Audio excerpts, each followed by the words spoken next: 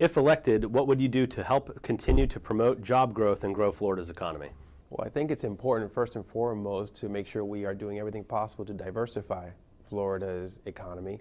And I think in doing so, we need to not only do everything possible to maintain existing jobs and businesses here in Florida, but grow that economy and grow that opportunity to come to Florida and create new jobs and new businesses. So for existing businesses and for new businesses, we need to have incentives such as tax breaks for manufacturing, for example. We need to make sure and promote our infrastructure in Florida, and that's not just roads and highways, but our port system. Make sure we continue to be accessible for international trade. That's a huge part of Florida's economy. I think our geographic position vis-a-vis Latin America in particular, and with the new expansion of the Panama Canal, gives us great opportunity to expand the economy. And besides all of those pro-business, anti-regulatory, anti-taxation policies that the legislature can be promoting, we need to make sure and be welcoming to businesses, go out into the rest of the country and internationally and promote Florida as a haven for businesses where jobs can be created and where we really are fostering a welcoming environment for new businesses. How would you improve Florida's healthcare situation? We always have to remember that in terms of healthcare, it should always be about the patient first. Every healthcare policy should be patient-centered, focused on the needs, the desires, the priorities of the patient.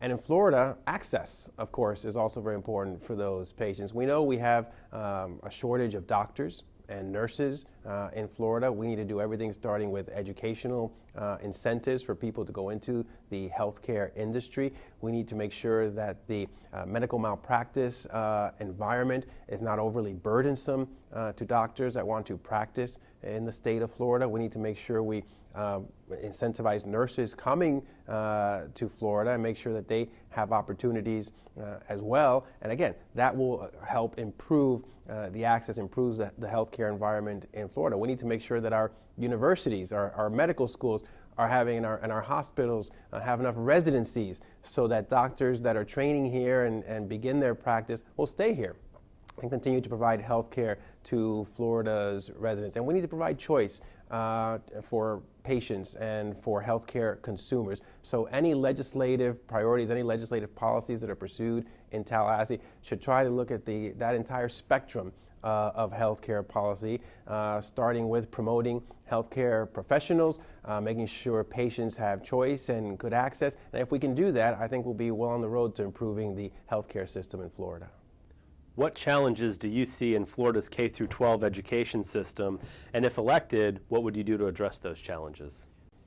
When we're looking at challenges in the K-12 system, first and foremost, we need to look at the challenges to the students and to the parents, because education should always be first, second, and third about the students. And parents need to be able to be very involved in the decisions that are made that impact their child's education. And they need to be able to have choices. They need to make sure that whatever spectrum of educational opportunities on the K-12 level exists, that they can find on that spectrum what they think is the best fit for their child. So we need to make sure that both the public school system, the charter school system, the entire K-12 system that the legislature overseas in Tallahassee, that they're doing everything possible to provide those options for parents and for students. We need to make sure and promote the public education system, because that is the foundation of our K-12 system, absolutely, and of course, but we also need to look at ways that we can enrich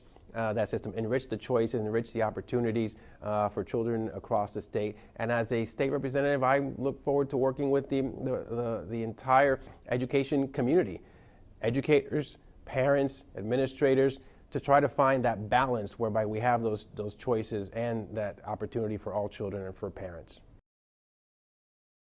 My name is David Rivera, and I'm running for state representative in House District 118 in Miami-Dade County. And for more information on my campaign, you can go to www.davidrivera.org. Thank you very much.